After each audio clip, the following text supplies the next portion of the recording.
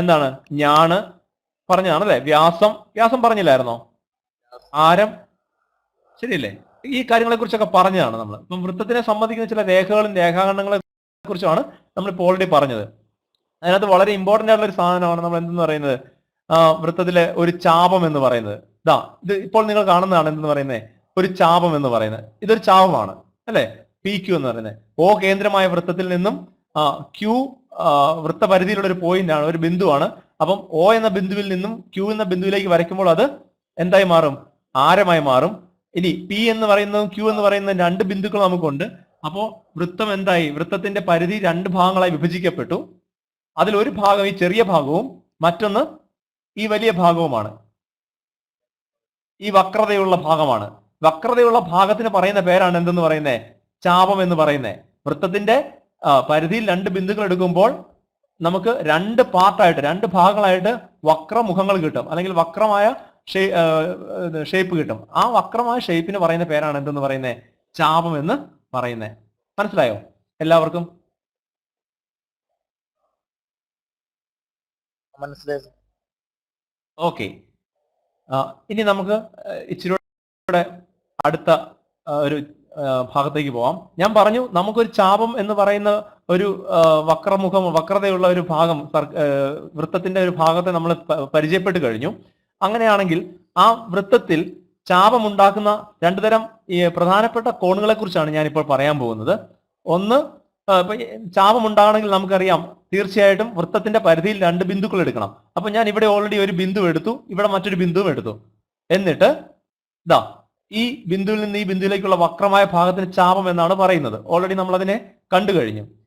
എന്നിട്ട് എന്ത് ചെയ്യും? ഈ ബിന്ദുവിൽ നിന്നും കേന്ദ്രത്തിലേക്ക് ഓരോ രേഖാഖണ്ഡങ്ങൾ വരയ്ക്കും. കണ്ടോ? അപ്പോൾ നമുക്ക് ഒരു ആംഗിൾ ഉണ്ടായില്ലേ, ഒരു കോണളവ് ഉണ്ടായില്ലേ? ഈ വൃത്ത കേന്ദ്രത്തിൽ ഒരു കോണളവ് ഉണ്ടാകുന്നില്ലേ? ശ്രദ്ധിക്കുന്നുണ്ടോ എല്ലാവരും? ഓക്കെ, ഈ കോണളവാണ് എന്ന് പറയുന്നത് കേന്ദ്ര കോൺ എന്നറിയപ്പെടുന്നത്. കേട്ടോ, കേന്ദ്ര കോൺ.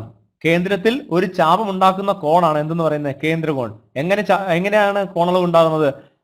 ചാപത്തിന്റെ അഗ്രബിന്ദുക്കളിൽ നിന്നും കേന്ദ്രത്തിലേക്ക് വരയ്ക്കുമ്പോൾ ഉണ്ടാകുന്ന കോൺ, ആ രണ്ട് ആരങ്ങൾക്കിടയിൽ ഉണ്ടാകുന്ന കോണളവാണ് എന്തെന്ന് പറയുന്നത്? കേന്ദ്ര കോൺ എന്ന് പറയുന്നത്. കേട്ടോ, തൊട്ടപ്പുറത്ത് എന്താണ് എഴുതിയിരിക്കുന്നത്? അന്തർകോൺ എന്ന് എഴുതിയിരിക്കുന്നു. എന്താണ് ഈ അന്തർകോൺ? അന്തരകോൺ എന്താണ്? ചാപത്തിൽ നിന്നും എങ്ങോട്ടാ പറയും? ഇത് ആരമാണ് കേട്ടോ, ഇത് ജസ്റ്റ് ആരം കാണിച്ചിരിക്കുന്നേ ഉള്ളൂ കേട്ടോ. മറുകണ്ഠത്തിലേക്കുള്ള എന്താണ്? ഞാൻ കേട്ടില്ല. മറുകണ്ഠത്തിലെ ചാപം. മറുകണ്ഠത്തിലെ ചാവമല്ല, മറുകണ്ഠത്തിലെ ഏതെങ്കിലും വൃത്തപരിധിയിലുള്ള ഒരു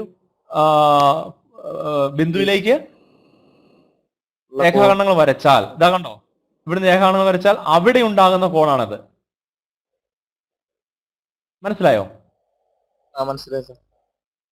ഓക്കെ, ഇനി നമ്മൾ പഠിക്കാൻ പോകുന്നത് ഈ രണ്ട് തരത്തിലുള്ള കോണുകൾക്കും ബന്ധങ്ങളുണ്ട് കേട്ടോ. നമ്മൾ അതിനെക്കുറിച്ചാണ് പിന്നീട് പഠിക്കാൻ പോകുന്നത്.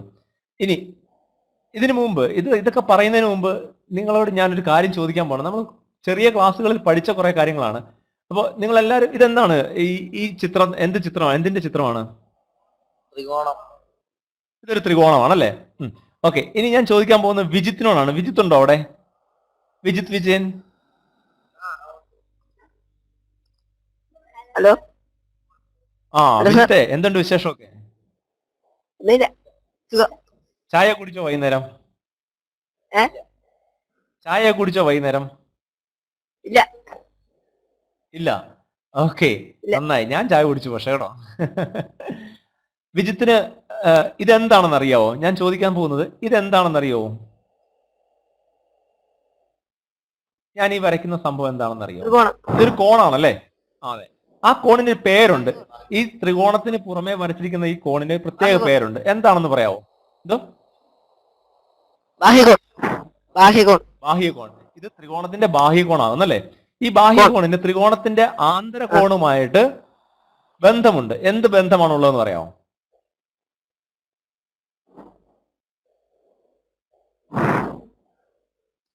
രണ്ട് കോണുകൾ കൂട്ടുമ്പോൾ 150 കിട്ടും. ഏത് രണ്ട് കോണുകൾ കൂട്ടുമ്പോൾ? ആന്തരവിദൂര കോണുകൾ. ആന്തരിക ദൂര കോണുകൾ അല്ലെ.